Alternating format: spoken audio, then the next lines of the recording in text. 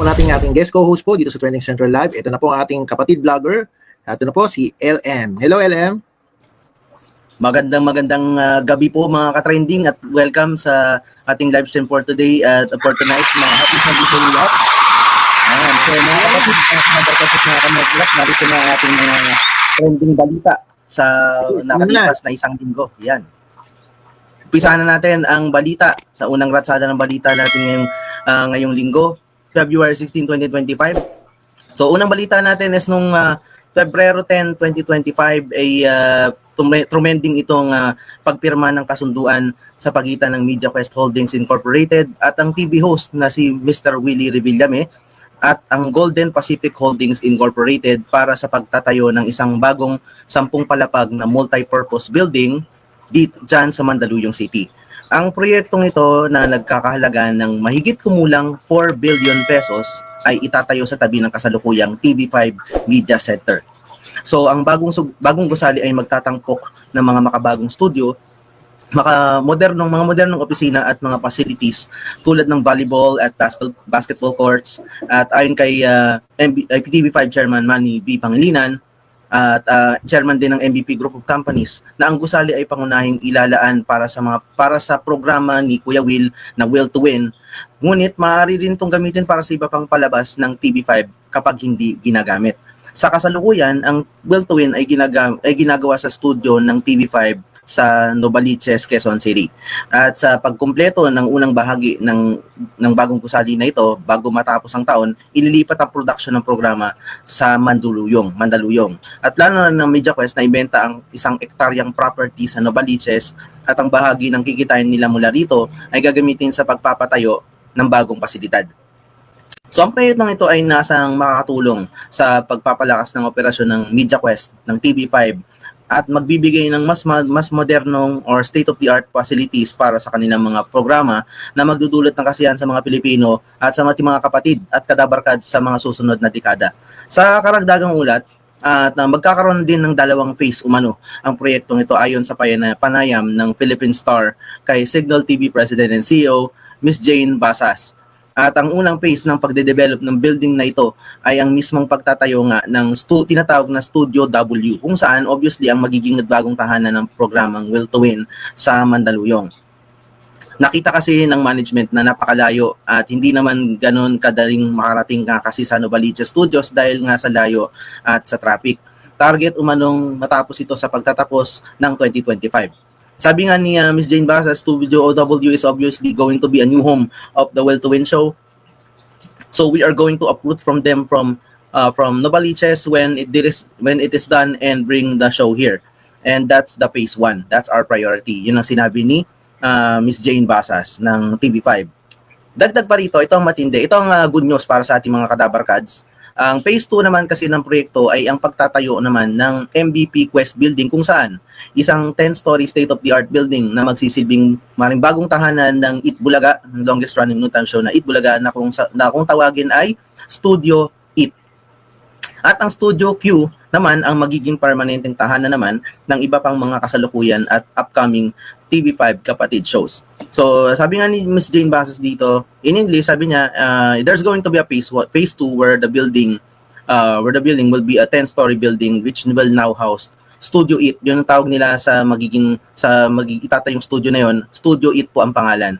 That is gonna be the new home of It Bulaga and yung Studio Q, which is the new home of the new other shows that MediaQuest will be doing between now and the future. Yun ang sabi ni Ms. Jane Basas. So ang 10-story building na yan nga ang matatawagin na MVP Quest Building.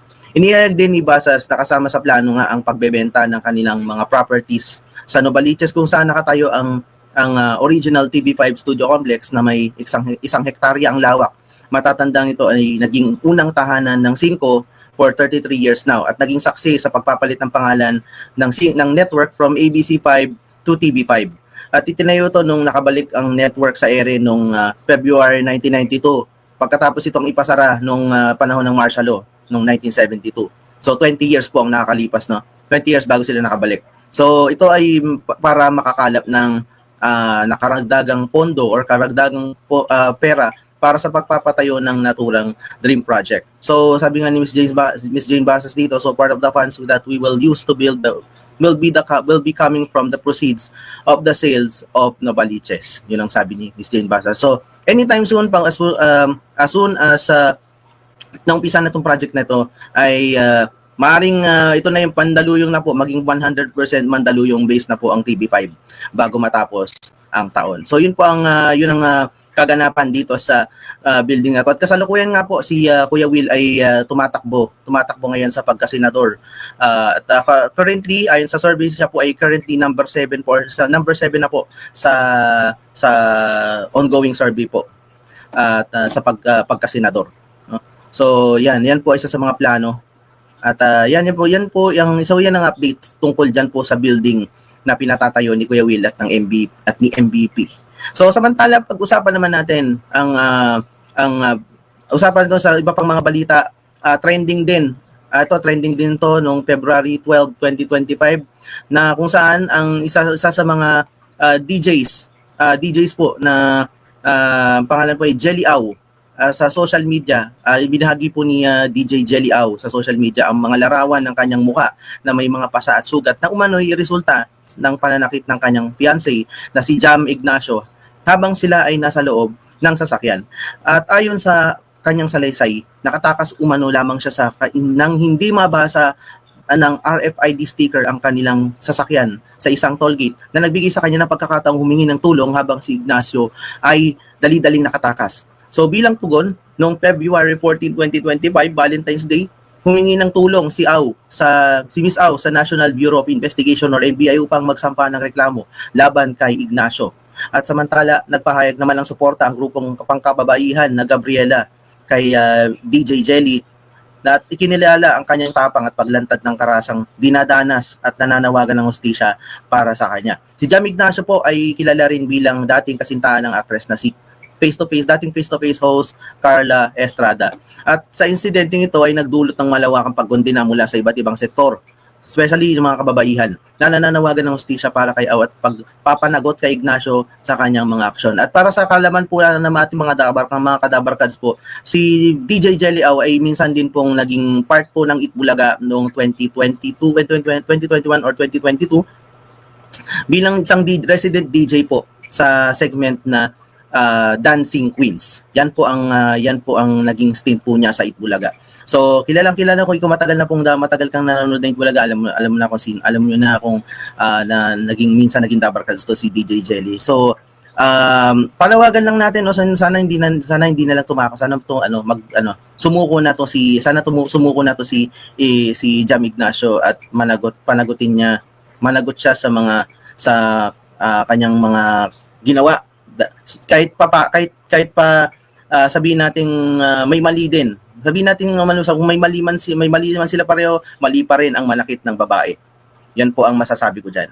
So yan po, so far yan po ang nangyari diyan sa balitang yan. At samantala sa pangatlo at huling nating balita, trending sa social media rin itong naging desisyon sa reklamo na inisinampa ni Sandro Mulak laban sa mga independent contractors ng GMA Network na sina Jojo Nunez at Richard Cruz.